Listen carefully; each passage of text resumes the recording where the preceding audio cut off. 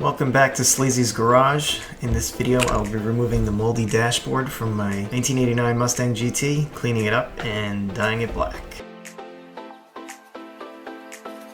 I had a bit of trouble removing the dashboard. I ended up removing a lot of unnecessary fasteners, but it was also actually missing quite a few fasteners from just over the years. The little wiring harness connectors they're always either breaking, the little tabs cracking off, or they'll pinch your flesh, or they'll pop open really quickly, so where you slice your hand or something. I hate them. Removing the steering wheel would probably have made this process a little bit easier, but really what my problem was that the dashboard kept getting hooked up on the wiring harness.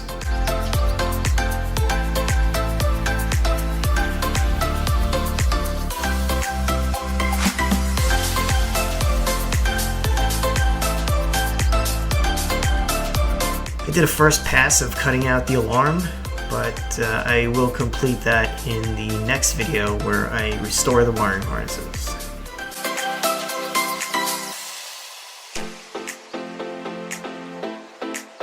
You're going to see some sins of the past here. When I was much younger, I did a heater core replacement through the glove compartment because I didn't want to have to remove the entire dashboard to do it the right way. It looks horrible here, but at the time it worked, so I will fix it.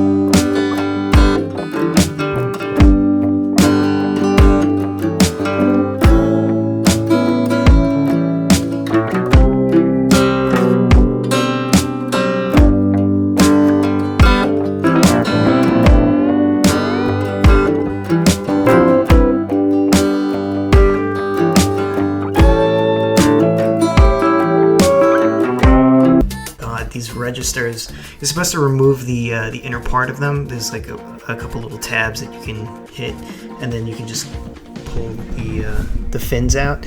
But I didn't know, so of course I cracked a bunch of the tabs. I did have enough to put it back together. You know, there's a right way to do this that I didn't do. I also wasn't sure if I would be able to fully dye them to where they would look good, so I ended up just masking them off, and I dyed the bezels instead. The week after I completed this dashboard restoration, LMR started offering brand new versions for about the same price as used ones on eBay. I'll probably at some point scoop up a set of those, but for now these are fine. You can actually replace them when the dashboard is already installed. My goal with the plastic welding was really to fill the holes that were left behind by the gauges that were installed by the previous owner. This is my first time actually doing any kind of plastic welding, and I do feel like I got the hang of it pretty quickly. My biggest concern with it was really the texture that was left behind at the end. Even after sanding it, it came out smooth, but you can still see that there was something repaired there. I'm fine with it for now, but I may readdress it later.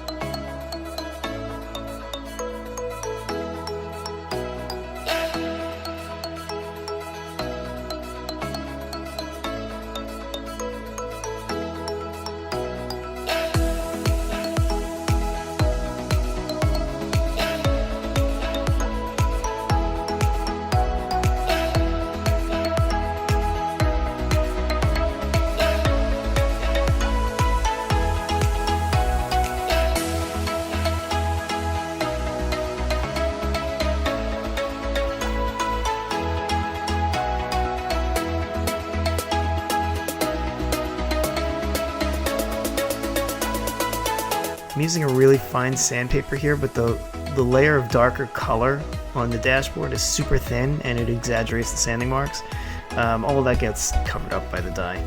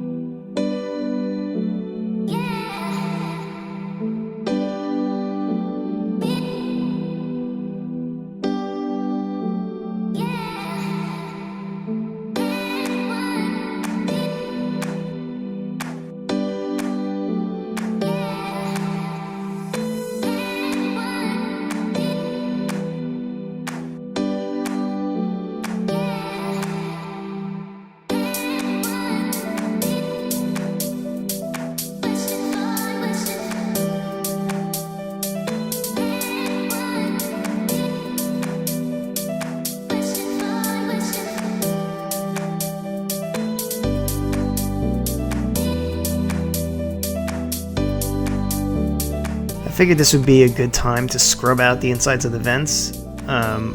Obviously you won't really have a chance to do that once it's all back together. I think now is a good time to handle it. I'm really hoping when I put this back together that it doesn't smell bad.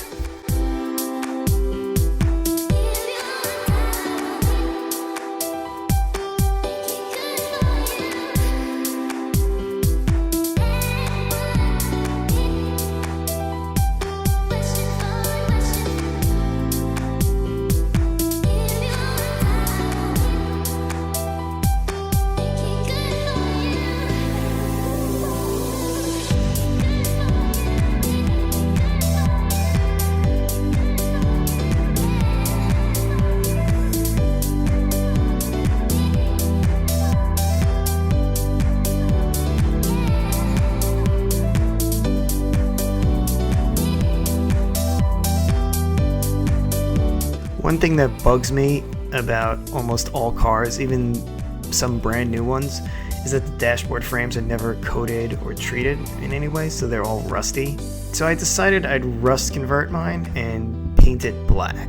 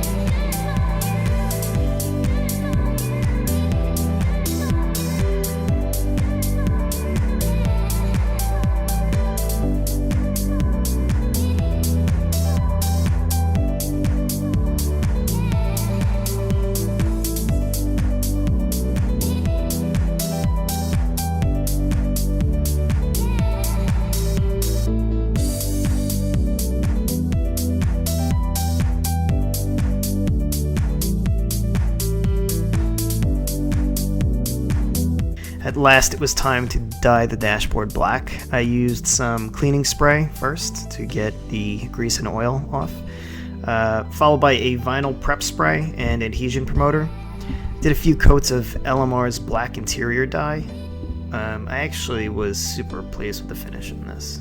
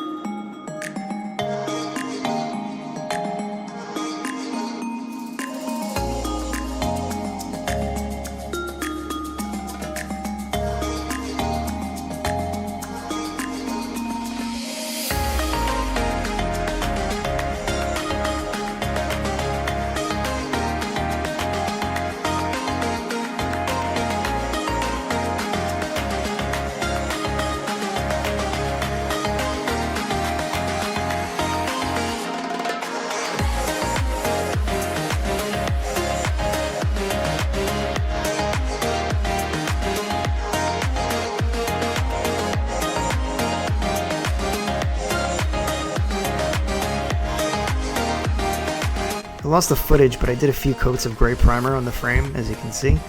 I followed that up with a few coats of Rust-Oleum black to try to get a nice protective finish on it.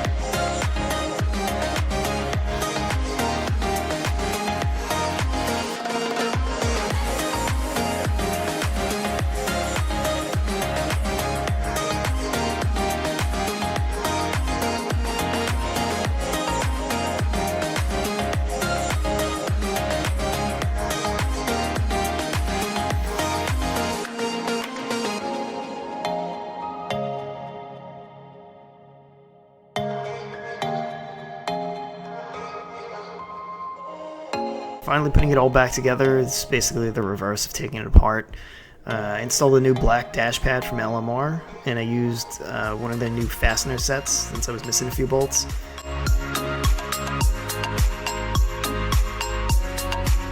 That's the end of my voiceover. I hope you guys enjoyed watching this dashboard restoration. You can watch time-lapse me finish up the reassembly. Thanks for watching.